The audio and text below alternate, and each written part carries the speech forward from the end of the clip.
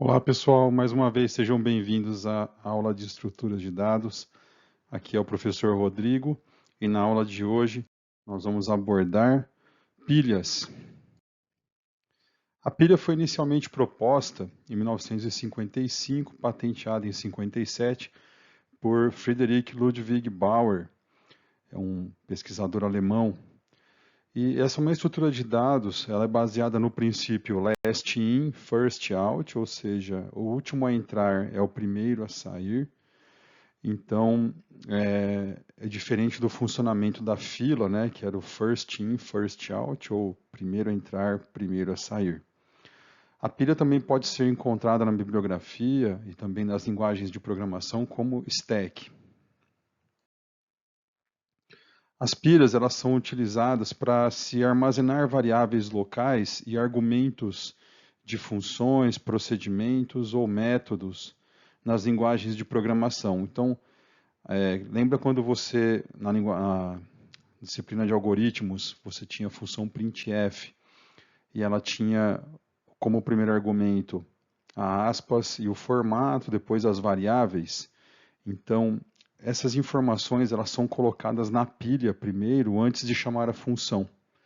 Então, esse é um dos usos da pilha, né, nos compiladores e sistemas operacionais. Calculadoras científicas também utilizam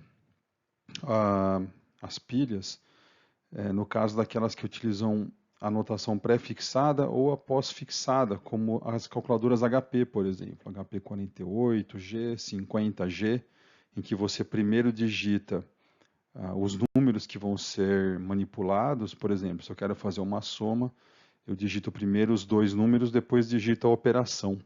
Então, esse é o formato pós-fixado e a pilha pode ser utilizada nesse tipo de situação. Tá? Empilha-se os argumentos, depois desempilha os argumentos e aplica a operação aritmética. Uma outra área em que as pilhas podem ser usadas também na computação é na área de compiladores. Então, na hora que está se fazendo a análise sintática do código, né, para verificar se tem algum erro de digitação, né, se tudo foi utilizado corretamente, se todas as chaves que foram abertas, elas foram fechadas, todos os parênteses que foram abertos, se eles foram fechados. Então, você pode também utilizar uma pilha nesse tipo de situação, né, para você fazer esse tipo de validação. Então, são apenas alguns exemplos do uso de pilhas.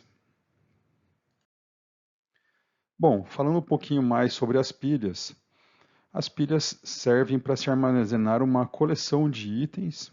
A pilha ela é ordenada, porém não é alfabeticamente ou ordem numérica. Ela é ordenada pela ordem de inserção. Então, sempre o elemento mais novo ele vai ser o primeiro, né? O primeiro elemento disponível para ser retirado. Os elementos de uma pilha eles só podem ser inseridos no topo da pilha. Tá? A remoção também só pode ser feita do topo. Tá? Se você tem uma estrutura de dados que permite você remover de alguma outra posição, essa estrutura de dados não é uma pilha. Tá? Então a pilha só permite inserir no topo e remover do topo. A operação de inserção, ou seja, de se colocar itens numa pilha, é chamada de push, tá? De se empurrar, né, na pilha. Tá? E a operação de se remover itens de uma pilha é chamada de pop. Tá? E no caso da pilha, às vezes as pessoas, né, eu acho sempre importante destacar isso, se você quer somente consultar um elemento na pilha, você tem que retirá-lo e depois colocá-lo de volta. A pilha ela só permite manipulação do primeiro elemento, mas para que você possa realmente utilizá-lo, você deveria removê-lo, consultá-lo e depois colocá-lo de volta na pilha. Tá? Vocês vão ver que nós vamos ter a função de impressão de pilhas e ela vai meio que não vai respeitar essa condição de pilha, tá? Mas como ela é utilizada somente para fins de desenvolvimento, né, para a gente averiguar se a pilha está correta, então nós vamos tolerar nesse caso, só para fins de debug aí. Muito bem, pessoal. Assim como nas filas, né, para se armazenar dados numa pilha, aqui nessa disciplina nós poderíamos utilizar dois mecanismos. O primeiro deles seria o vetor, tá? Seria a primeira opção para a gente, para se armazenar dados de uma pilha.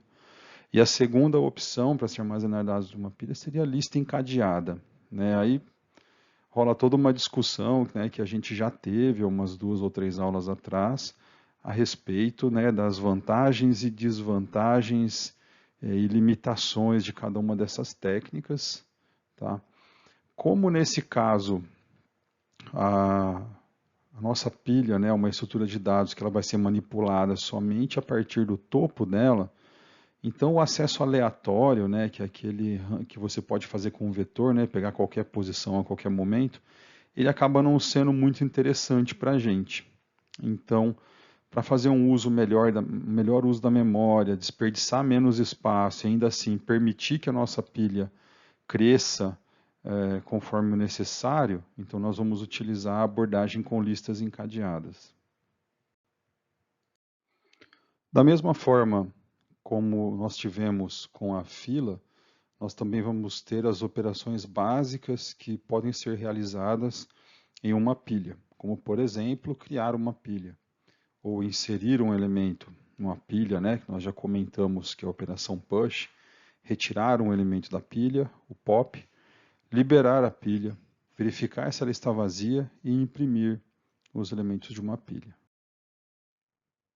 E para nossa representação de pilha na memória do computador, nós também vamos precisar escolher ou definir, melhor dizendo, a estrutura de dados necessária para isso. Nós vamos então necessitar de 2 estruturas, que é a estrutura para armazenar cada nó da lista encadeada, tá legal? Assim como aconteceu com a fila. E nós também vamos precisar de uma estrutura para definir o tipo pilha, né? E nesse caso, nós precisamos apenas de um ponteiro dizendo onde está o topo, qual elemento é o primeiro elemento da pilha, tá legal? E só destacando também que nós podemos armazenar qualquer informação que seja necessária nesse elemento, né, nesse nó em que armazenam seus dados que a pilha armazena. Nesse caso, da aula de hoje, nós vamos fazer uma pilha de caracteres. Mas você poderia muito bem fazer um cadastro de um livro, por exemplo, né, com vários campos. Então, cada nó poderia ter todos os campos do cadastro de um livro, então de um veículo, ou de um cliente, ou de um pedido. Tá legal? Aqui estamos utilizando apenas um caractere para fins didáticos mesmo, só para não encontrar dificuldades com a programação disso tudo. Agora, nesse slide, estou mostrando para vocês aqui quais são os protótipos das funções. Vocês vão notar uma grande semelhança com as funções de fila, que nós vimos na aula passada. Então, aqui nós temos, né, a função que cria uma pilha vazia, né, sem nenhum item, retornando uma referência, né, um ponteiro para uma pilha. A função push, que insere na pilha, nesse caso um caractere C. A função pop, que vai retirar um caractere da pilha e vai retornar para quem chamou. Temos aqui a função vazia, a função que vai verificar, né, se a pilha retorna 1 se ela for vazia ou 0 se tiver elementos. Temos a função libera, que vai percorrer todos os elementos da lista encadeada, apagando todos e, por fim, apagando a estrutura pilha da memória. Tá? E a função imprime, que eu tinha comentado com vocês, que ela é um pouco especial, porque ela vai permitir que todos os elementos da pilha sejam visitados só para fim de impressão, né, como a gente, né, sempre nesse caso que estamos desenvolvendo um código novo, para poder acompanhar e ver o que está acontecendo na estrutura de dados. Nesse slide, pessoal, nós temos então a função main, que é a função que utiliza aquelas funções do slide passado. Considere as funções do slide passado como se fossem protótipos. Então, aqui a gente tem a declaração de uma variável caractere, que vai ser utilizada um pouco mais abaixo. Temos a criação da pilha, armazenando no ponteiro, né, uma referência para essa pilha no ponteiro P. Depois fazemos o push do caractere A, depois o B, depois o C. Né, estamos inserindo dados na pilha. Pois, por último, nós tiramos, né, o elemento do topo da pilha e colocamos na variável T e armazenamos, exibimos a variável T na tela do computador, depois imprimimos o conteúdo da pilha que restou, e liberamos a pilha. Então aqui nós estamos utilizando quase todas as funções do slide anterior. Só falta aqui a função vazia, que ela vai ser demonstrada um pouco mais adiante. Então nós começamos com a definição da estrutura, né, colocando ela no código-fonte aqui, das duas estruturas, um para cada nó da nossa pilha e outro para manter a estrutura da pilha em si, né? Aqui para a lista encadeada de elementos e aqui para a estrutura de dados pilha propriamente dita. E logo abaixo nós temos a função cria, não recebe nenhum argumento, né? Retorna um ponteiro para uma pilha. Então vai ter apenas a instanciação aqui, né? Apenas a alocação da memória necessária para essa estrutura, pilha P igual a new pilha, e depois nós setamos o topo dela como nulo, então não tem nenhum elemento no momento, e retornamos esse ponteiro P para quem chamou a função cria. Logo mais nós temos a função push, que faz a inserção de dados, então ela está toda comentada aqui, recebendo como argumento a pilha e o caractere que vai ser inserido nela. Então a primeira coisa que é feita é criar uma estrutura de dados do tipo nó para armazenar esse valor, né?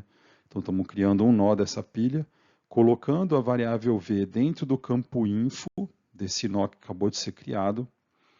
Então nós depois, no campo próximo desse nó que acabou de ser criado, nós vamos copiar o topo da pilha, que agora vai se tornar o segundo elemento, e vamos definir que o topo da pilha, né, o P seta topo, aponta para o nó auxiliar, que é esse nó que acabou de ser criado na memória. Então, agora foi colocado no topo esse elemento, e esse elemento que está no topo está apontando para o elemento que estava no topo antes dele.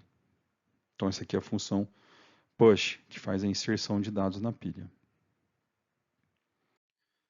Logo mais, nós temos a função pop, que retira, né, um elemento da pilha e retorna esse valor para quem chamou. Então aqui a gente define essa variável temporária chamada de v. Aqui verificamos se a pilha está vazia. Se ela estiver, vai retornar o valor 1 e vai entrar nesse if, mostrando a mensagem pilha vazia e terminando o programa com o código 1. Bom, se caso ela não estiver vazia, então continua a execução.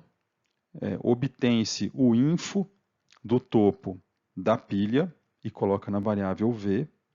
Então, através da pilha, eu acesso o nó que está no topo, e através do nó que está no topo, eu pego o campo info dele e coloco nessa variável v. Depois, eu obtenho um ponteiro para o segundo elemento, né? A partir da pilha, acesso o topo dela. A partir do topo da pilha, eu pego um ponteiro para o próximo elemento e guardo nessa variável segundo elemento. Apago o topo da pilha, removo o elemento da memória. Depois eu vou na pilha e digo, né, e atribuo o segundo elemento, né, a referência para o segundo elemento para o topo da pilha. Então o elemento que está em segundo lugar, ele se torna um novo topo e eu retorno o v, que era o valor que foi retirado do campo info e retornado para quem chamou. Logo mais, nós temos as funções vazia, que retorna verdadeiro se caso a pilha, o topo da pilha for nulo. Ok? Então, aqui ocorre um if implícito, né? Ele compara o topo com o nulo. Se isso aqui for verdade, ele dá um return 1. Se isso aqui for falso, vai dar um return 0. Tá? Então a gente acaba nem precisando realmente fazer um if aqui, porque a comparação dessa variável com o nulo pode retornar 0 ou 1. E a gente utiliza esse valor para dar o return direto para quem chamar essa função. Logo abaixo nós temos a função imprime, como eu tinha dito, que é uma função de apoio para a impressão, viola a condição de pilha, pois ela acessa os elementos sem fazer o pop, tá? Ela simplesmente percorre a lista encadeada sem fazer o push e o pop, tá ok? Isso aqui, na verdade, não deveria ser permitido, porém nós fazemos, né, porque somos os desenvolvedores dessa pilha e gostaríamos de acompanhar o seu funcionamento, principalmente durante o desenvolvimento. Tá? Então essa função ela vai aparecer impressão na tela, logo abaixo vai aparecer os valores, os campos info dessa pilha separado por espaço, iniciando do topo. E por último, nós temos a função que libera a pilha. Vocês vão reparar que ela é muito parecida com a função que imprime. Aqui a gente cria um nó auxiliar e obtém um ponteiro para o topo, né? Tenta pegar o ponteiro para o primeiro elemento. A gente vai precisar dessa variável TMP, que vai ser um ponteiro temporário para poder liberar o anterior. Tá? Então, vocês vão ver logo abaixo como que funciona essas duas variáveis juntas. Tá?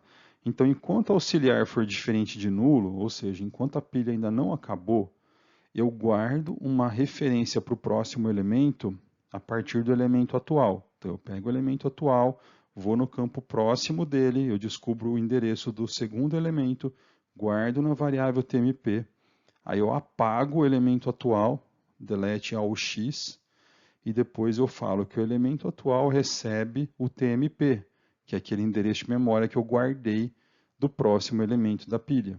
Tá? Então, ele guarda a referência para o segundo elemento, apaga o primeiro, e agora ele se torna o primeiro. E assim por diante até acabar com todos os elementos da pilha. E por fim, ele apaga a estrutura de dados pilha da memória também. Muito bem. Aqui nós temos o exemplo de execução desse programa. Tá? Lembre-se que nós inserimos 3 elementos, o A, o B e o C. Depois fizemos um pop para retirar um elemento, e ele foi retirado, que é o elemento C, que foi o último a ser colocado. E aí depois a gente imprime o que restou da pilha, tendo restado os elementos B e o elemento A. Então, pessoal, nós vamos ficando por aqui, apenas fechando com alguns comentários, relembrando os usos das pilhas e a respeito da sua utilização, da sua importância para os sistemas operacionais, compiladores e também validação de expressões matemáticas, dentre outros que eu acabei não comentando aqui, trouxe apenas esses exemplos para você. E espero que você tenha entendido e faça os exercícios. Qualquer dúvida, me acione, ok? Obrigado, até mais.